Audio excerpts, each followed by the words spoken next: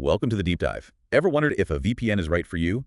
And maybe, specifically, if NordVPN is really worth the money? Yeah, does it actually live up to all the hype? Exactly. That's what we're digging into today. We've got quite a mix of sources lined up. We do. We've got expert reviews, think Tom's Guide, CNET, plus official info from NordVPN itself, and, what real users are saying over on Reddit. Right, so we're trying to get the full 360-degree view. Our mission really is to cut through the noise. We want to give you a clear look at NordVPN, its strengths, its weaknesses. We'll be looking at performance, for streaming, torrenting, how easy it is to use, privacy stuff, cost, and, well, the bottom line is a good value. Exactly, helping you figure out if it's the right fit for your online needs. Okay, let's dive in. First up, something I know is a big one for a lot of people. Streaming.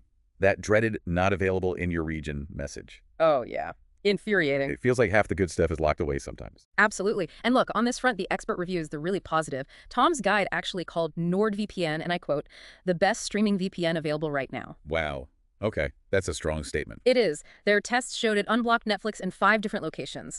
Disney+, Amazon Prime Video, BBC iPlayer, Channel 4, even Australian services. That's pretty comprehensive. Though, didn't Tom's Guide also mention others doing well? Good point. Yes, they did note that Surfshark, PIA, and ProtonVPN also performed strongly in their unblocking tests. So NordVPN isn't totally alone at the top there. Right, so there's competition. What about CNET? Did they agree? Pretty much echoed Tom's Guide. CNET labeled it excellent for streaming. They really emphasized the speed factor, perfect for 4K streaming, apparently. And the server network helps there, I imagine. Definitely. They mentioned the huge network, over 7,200 servers, 118 countries. That gives you loads of options for bypassing those geo restrictions. Did CNET list specific services they unblocked? Oh yeah, quite a list. Netflix in the UK, Canada, Australia, France, Germany, South Africa, Romania, Japan, Amazon Prime UK, Disney+, Egypt, CBC, BBC iPlayer. Sounds like it covers most bases. Any exceptions? Just one minor hiccup. CNET found Netflix Egypt didn't load quite right in their tests, but overall, a really strong showing for streaming. Okay, and Reddit users generally agreed. Yeah, the general feeling on Reddit seems to back that up. Positive experiences bypassing geo-block. It's a big tick for streaming. Yeah. But access is one thing, performance is another. Nobody wants buffering. How does it stack up on speed? Again, pretty impressive results. Tom's Guide said NordVPN was maxing out our connection, and they were testing on a 1 Gbps E-boat. That's fast. Very fast. Did they compare speeds with others again? They did. They noted Surfshark and ProtonVPN also hit similar top speeds in their tests. So, like with streaming, the top tier is competitive. Makes sense. CNET's take on speed. They called the speeds head-spinningly fast. Found only about a 3% average download speed loss in their 2025 tests, which is tiny. 3%, that's barely noticeable. Exactly, and they found something really interesting on macOS sometimes. Download speeds actually improved with the VPN on. Improved. How does that work? Well, they speculated it might be bypassing ISP, throttling, when your provider slows you down, or maybe NordVPN just uses faster DNS servers. Either way, it's a potential bonus. That's fascinating. VPN speeding things up. What about Windows? Any speed loss there? Minor losses, yeah. CNET measured about 11% with NordLynx, that's their main protocol, and 21% with OpenVPN. But they stressed, on a fast connection, you probably wouldn't even notice that difference in day-to-day use. Got it. And Reddit users chimed in on speed, too. Some did, yeah. We saw a comment saying they found NordVPN fast. Okay, so streaming access check, speed mostly check. What about actually using the thing? Ease of use, features, how does it fare? Seems pretty user-friendly. Tom's Guide called the app fairly intuitive. CNET went further, praising the user-friendly app suitable for both beginners and more tech-savvy privacy folks. They like the design. Yeah. Mentioned the slick, modern layout and the easy-to-navigate VPN server map. Sounds like they've put effort into the user experience. And it works consistently across different devices. CNET said yes. Windows, Mac, Android, iOS, Chromebook, even Android TV and Fire TV. A pretty consistent feel everywhere. What about Linux users? Often a bit different for them. It is currently. Yeah. CNET noted it's command line only for Linux right now. Not ideal for everyone. Right. But they also said NordVPN expects to release a graphical app, a GUI for Linux, maybe by the end of Q1 2025. Okay, good news for Linux users, potentially coming soon. And NordVPN's own guides. Helpful for setup. Seem very detailed, especially for Windows. They walk you through downloading, installing, logging in, using Quick Connect. Pretty standard stuff, but laid out clearly. Quick Connect just finds the best server automatically. Yeah, usually the fastest or closest option for general use. Their guide also explains the main screen disconnect, refresh, search, the server lists. And those specialty servers, what are they about? Yes, we'll get into those. They offer extra layers of security or specific functions. But first, that left-hand menu in the app seems important. Right, that's where things like Threat Protection Pro live. The ad and malware blocker. Exactly. And MeshNet, that feature for creating your own private network, plus the dark web monitor to check for leaked credentials. Interesting extras. And there's a security score. Yeah, kind of gives you tips to boost your overall security. And then the main settings menu, obviously, for tweaking everything. So what can you tweak in settings? Quite a lot. General stuff like startup options, notifications, appearance, then connection settings, choosing the VPN protocol. You mentioned protocols earlier, NordLynx, OpenVPN, NordWhisper. Right. NordLynx is their default. based on WireGuard, built for speed. OpenVPN is the older, very reliable standard. NordWhisper is newer, designed to disguise VPN traffic on restrictive networks. Any reason not to use NordWhisper? Well, NordVPN notes it's not compatible with some other features like MeshNet or Onion over VPN currently, so trade-offs. Okay. What else is in settings? Auto-connect options? Yep. Auto-connect, trusted Wi-Fi networks, custom DNS settings, making yourself invisible on the local network.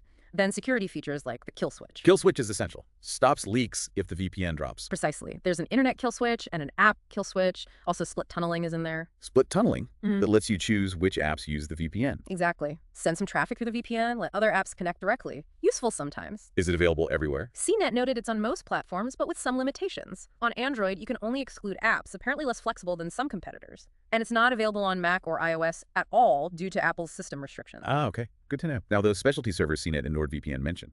Double VPN, Onion over VPN. Right. Double VPN routes your traffic through 2 VPN servers. Extra encryption, extra hop. More secure, potentially slower. Probably a bit slower, yeah. Onion over VPN combines NordVPN with the Tor network for anonymity. Obfuscated servers, along with that NordWhisper protocol, are for getting around VPN blocks. Got it.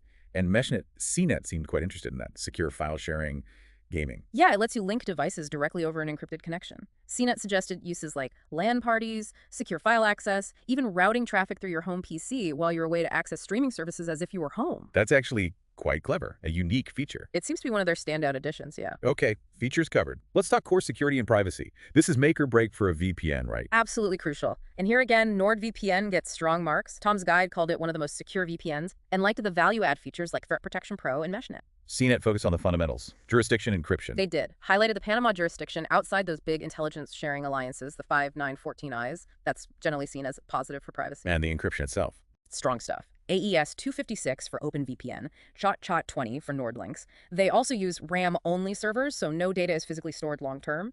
And CNET confirmed the kill switch worked effectively in their tests. RAM only is good. Means data disappears on reboot. Exactly. Plus, they offer that choice of protocols, NordLynx, OpenVPN, NordWhisper, and are rolling out post-quantum encryption, which is very forward-looking. What about the no logs policy? That's always a big claim. CNET confirms they have a strict no-logs policy, and importantly, it's been audited by Deloitte, multiple times actually. That independent verification adds a lot of weight. Audits are key. Do they share transparency reports? Yes, quarterly reports detailing legal requests like DMCA notices or government inquiries they receive adds transparency. CNET did mention one instance where some data was shared. They did. It's important context. There was one case where, responding to a legal warrant from Panamanian authorities, NordVPN provided limited user data. What kind of data? Not browsing history. No, definitely not. CNET clarified it was only basic payment details used for the subscription and the account email address. Critically, no traffic logs, no activity data was shared. It upheld the no logs policy regarding user activity. Okay, so they complied with a legal order for account info, but not activity logs. Correct. Still, for the absolutely most privacy-paranoid users, that single instance might be a point of concern. We saw some Reddit users recommending alternatives like Mulvad for maximum anonymity focus. Understood. It's about balancing legal compliance with user privacy. Let's shift to cost. What's the damage for all this? Well, the starting prices look attractive. Tom's guide mentioned around $3.09 per month on longer plans. CNET gave specifics. Monthly is about $13. The first year works out to roughly $5 a month. First 2 years, around $3.40 a month. Those intro rates sound competitive, but there's a catch. A big one, according to CNET. The renewal pricing. They called it extortionate, jumping to around $140 per year after the initial discounted term. Ouch, that's a huge increase. It really is. CNET even suggested trying to stack subscriptions during sales to lock in lower rates for longer and avoid that auto-renewal shock. They also mentioned a past class action lawsuit about those auto-renewal practices. So definitely something potential users need to watch out for. Manage your subscription carefully. Absolutely. You need to be proactive. NordVPN's own site details their different plans. Basic, plus Complete, Ultra, which bundle things like the password manager, cloud storage, data removal services. So you pay more, you get more, beyond just the VPN. Right. And they confirmed the 1 month, 1 year, 2 year options, the 30-day money-back guarantee, and mentioned discounts are often available. How did Reddit users feel about the price? Mixed views, as you'd expect. Some felt it was cheaper long-term than, say, ExpressVPN, at least initially. Others thought the price was fair, given the features. But that renewal cost is definitely a recurring theme. Okay. What about torrenting? Did the sources cover that specifically? Mostly Reddit discussions on this. Some users found NordVPN worked fine, consistent for torrenting. Always seems to be a but. But others highlighted a missing feature: port forwarding. NordVPN doesn't offer it. And why is port forwarding important for torrenting? It can help improve connection speeds and your visibility in the torrent network, especially for seeding. For users who really rely on that, Reddit recommendations often point to VPNs like AirVPN or Windscribe that do offer it. So usable for torrenting, but maybe not the absolute best if port forwarding is critical for you. That seems to be the consensus. Interestingly, one user did mention fewer connection drops compared to using ExpressVPN for torrenting, so potentially more stable for some. Right. Last piece of the puzzle. Customer support. If things go wrong, can you get help? Seems like it. Both Tom's Guide and CNET rated the support positively. Tom's Guide called it great, mentioning a good personal experience getting help with streaming servers. That's encouraging. What channels do they offer? CNET confirmed 24/7 support via email and live chat. No phone support, though. They tested the live chat, starting with the chatbot, NordBot. How was the bot? Actually helpful, CNET said. Gave clear answers and made it easy to escalate to a human agent when needed. Their experience with the human rep was positive, too. Good. And self-help resources. Plenty available, according to CNET. A detailed blog, a comprehensive help center, so you can try finding answers yourself, too. Okay. Sounds like support is generally solid. Seems that way. All right, let's try and wrap this up. We've covered a lot of ground. Based on everything, the reviews, the user feedback, the official info, what are the main takeaways? NordVPN's big strengths. Well, it's clearly excellent for streaming, both unblocking content and providing the speed for it. The apps are generally seen as user-friendly, and it's packed with features, including some unique ones like MeshNet. Security and privacy fundamentals look strong, backed by audits, and customer support seems reliable. And the downsides, the potential deal breakers. The biggest one is probably that high renewal cost. You really have to manage that subscription. The lack of port forwarding will put off some serious torrenters. And while that single data disclosure instance was limited, it might niggle at those seeking absolute maximum privacy. So it really comes down to what you, the listener, need most from a VPN. Exactly. Are you a streaming fanatic? Is top-tier privacy your non-negotiable? Heavy torrenter? Need something super simple? Budget conscious? You've got to weigh these pros and cons we've discussed against your own priorities. That's the key to figuring out if NordVPN is the right choice for your specific situation. Absolutely. And like we mentioned, they do have that 30-day money-back guarantee, so you can test it out relatively risk-free to see how it works for you in practice. A good point. Well, thanks for joining us for this deep dive into NordVPN. We hope this has given you a much clearer picture to help you make your decision. And maybe a final thought for you to consider. Don't just look at the core VPN function. Explore those extra features like MeshNet or the specialty servers if you do try it out. You might find they solve problems you didn't even realize a VPN could address. There's often more under the hood.